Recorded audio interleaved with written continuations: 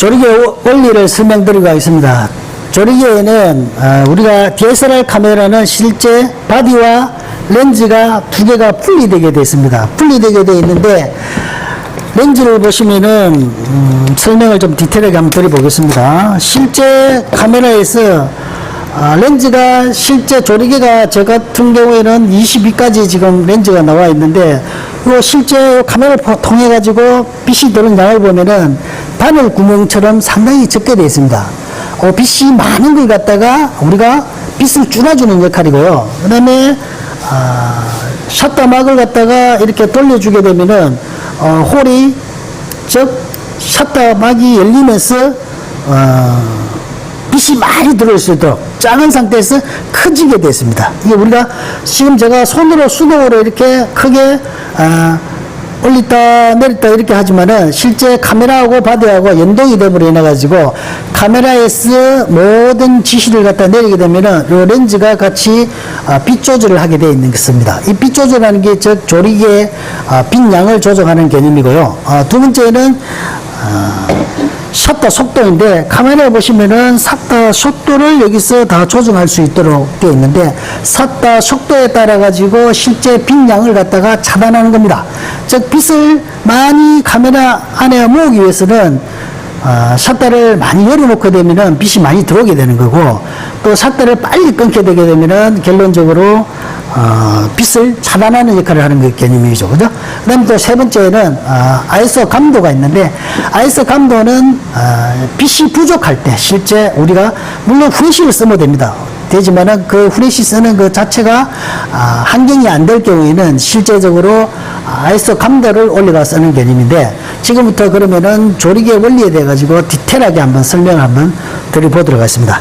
자, 지금부터 이 세 가지가 모든 게 세팅이 되게 되면은 밖으로 나가시는데 아무 문제가 없다고 보시면 되겠습니다. 자, 조리개 원리입니다.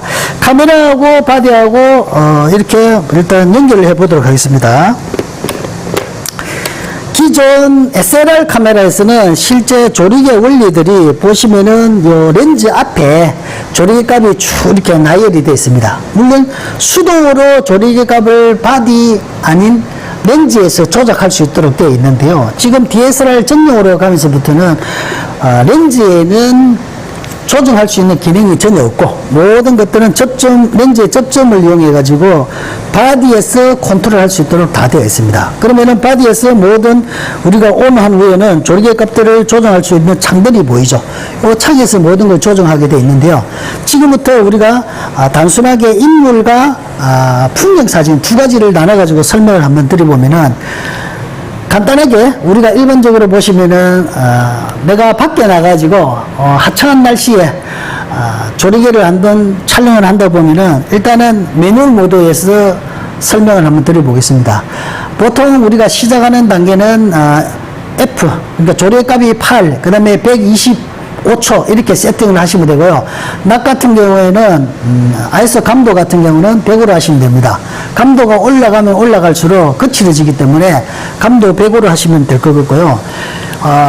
그 다음에 우리가 일반적으로 밖에서 찍었을 때 사실 조리개 값을 얼마나 해야 될지를 모르기 때문에 기본적으로 그냥 8 그 다음에 125초 놓고 일단은 한 카트를 찍어 보십니다. 물론 이게 카메라 렌즈 밑에 이렇게 보시면은 노출 TTL계가 내장이 되어 있습니다. 요즘 카메라들도 되어 있기 때문에 TTL에 맞춰 가지고 0에 왔을 때가 사실 노출 정확하게 맞는 개념이지만은 이것들이 맞추기 힘들 경우는 일단 한 카트를 찍어 보시고 창에 이렇게 보시면은 화면이 뜨게 되어 있습니다. 뜨는 상태를 한번 보시면은 어둡다. 그러면은 실제 우리가 팔에서 조리개를 좀 내려주시면 되고, 그 다음에 즉, 조리개가 5.6 이렇게 내려오시면 되는 거고, 그 다음에, 너무 밝다 이렇게 생각했을 때는 조리개를 F11 정도로 이렇게 올리시면 된다고 보시면 되겠습니다.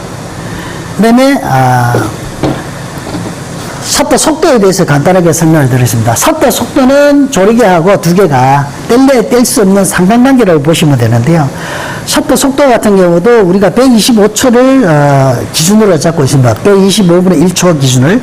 125분의 1초에서 우리가 들고 사진을 찍는다 보시면은 125분의 1초 정도는 하시야만이 실제 흔들림이 없을 수가 있습니다.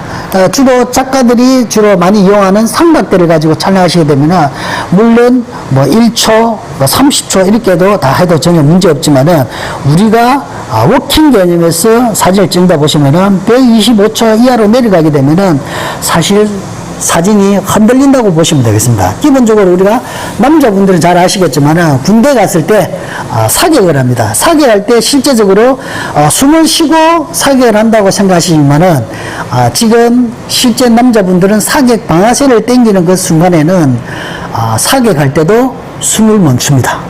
저 역시도 마찬가지입니다. 사진을 이렇게 카메라를 들고 촬영을 하려고 할 때는 실제 셔터를 누르는 순간에도 미세한 진동이 일어남으로 인해 가지고 숨 자체를 멈추고 촬영한다고 보시면 되겠습니다. 물론 셔터 누를 때도 반 셔터를 눌렀다가 다시 지그시 누르셔야 가능하지 한 번만에 누르게 되면은 진동에 의해 가지고 미세한 흔들림이 발생합니다. 즉 그러면은 카메라에 통해 가지고 우리가 보는 사진상으로 봤을 때는 흔들림이 나타나겠죠. 반샷터에 대한 이런 기능들도 차후에 다시 한번 디테일하게 설명을 드리도록 하겠습니다. 자, 그러면은 125초 기준으로 해가지고 조리개 팔렸을 때 우리가 조리개를 올려가지고 실제적으로 빛을 부족 내려가지고 빛을 많게 이렇게 할 수도 있지만은 샷터를 이용해 가지고 조정할 수도 있습니다. 물론 125초에서 시간이 더 내려오게 되면은 뭐 100초 80초 내려오게 되면은 흔들릴 수 있는 확률이 상당히 많기 때문에 125초를 기준으로 해가지고 촬영하시면은 흔들림은 좀 부족하다고 없다라고 생각하시면 될 거고요. 근데 샷터가 빠르면 빠를수록 실제적으로 자전거 타는 분, 그 다음에 오토바이 지나가는 거, 그 다음에 자동차 같은 걸 표현하고 싶을 때는 셔터 속도를 상당히 빠르게 해야 되겠죠. 물론 우리가 정지되어 있는 물체들에 대해서는 125분의 1초만 하더라도 사진 촬영하는 데는 전혀 문제가 없습니다. 빠르게 날아가는 뭐 새들이나 비행기 이런 걸 우리가 촬영하고 싶을 때는 250분의 1초, 500분의 1초 이 정도까지 셔터를 빨리 올리셔야만이 가능합니다. 저기 옛날에 저도 뭐 50대지만은 애들 운동할 때 제가 지금은 DSLR 이런 카메라를 들고 있지만은 그전에는 삼성에서 나오는 그냥 자동 카메라 이런 카메라를 들고 있었습니다.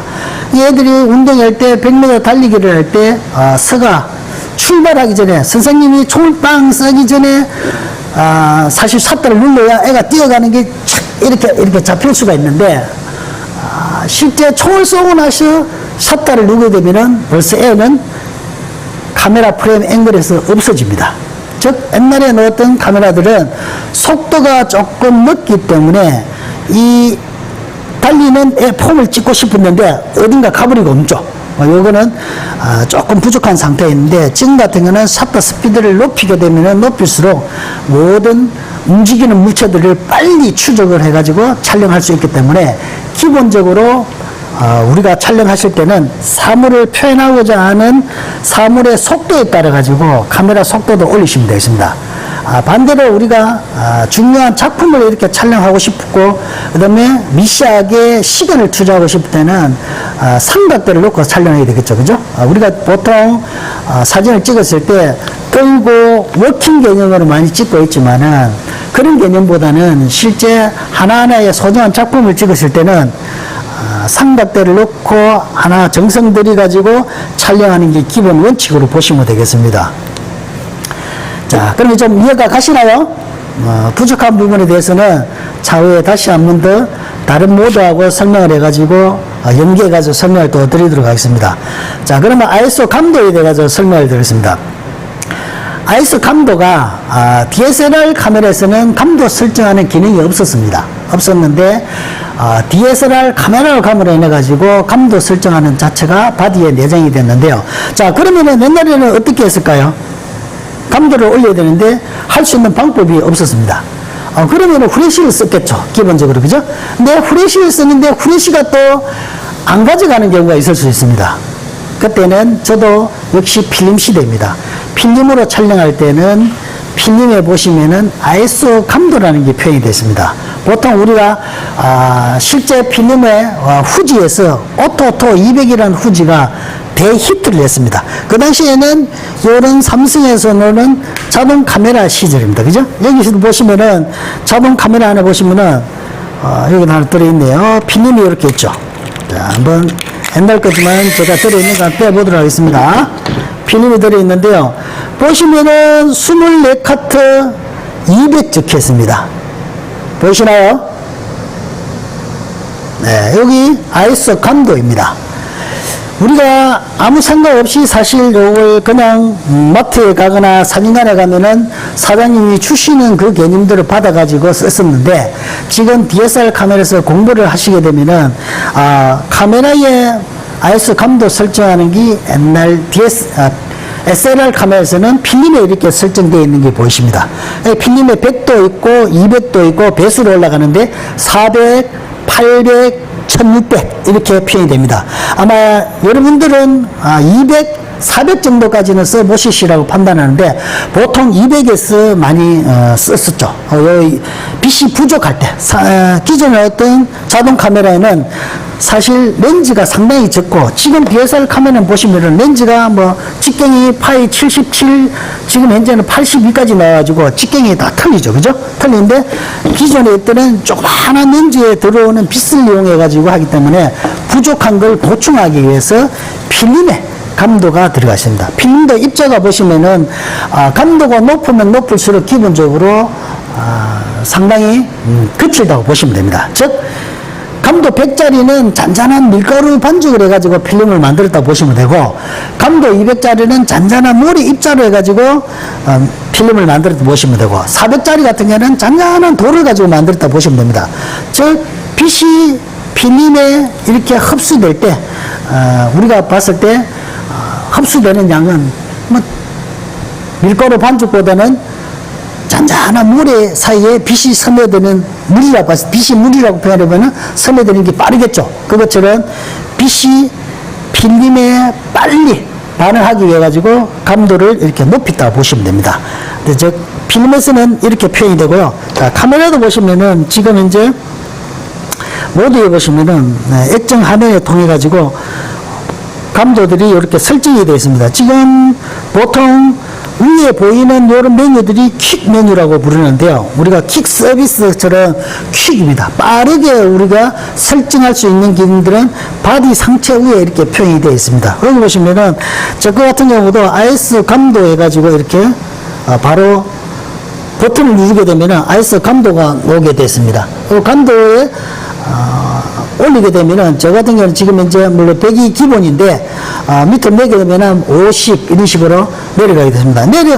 100 기준으로 해서 감도가 내려가면 내려갈수록 상당히 입자가 깨끗하고 거칠지 않다고 보면 되고, 감도가 올라가면 올라갈수록 사진이 약간 거칠다고 보시면 됩니다. 근데 밝은 데서는 거칠기 그렇게 표현이 되지는 않는데, 어두운 부분에 갔을 때는, 안부에 갔을 때는 상당히 이 부분이 거칠게 표현이 됩니다. 그럼 사진을 핫대를 한다고 하게 되면은 상당히 거칠게 보이겠죠.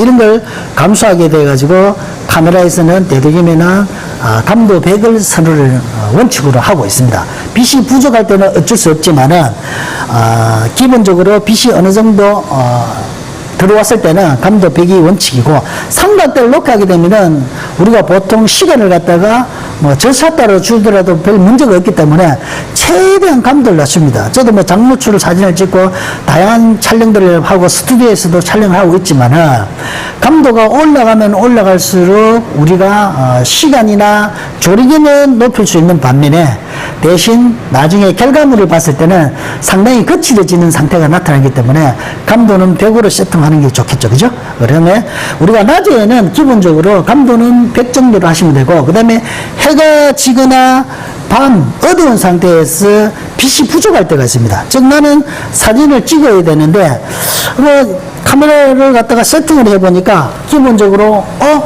조리개가 5.6 나와. 근데 시간은 보니까 뭐 30초가 나와.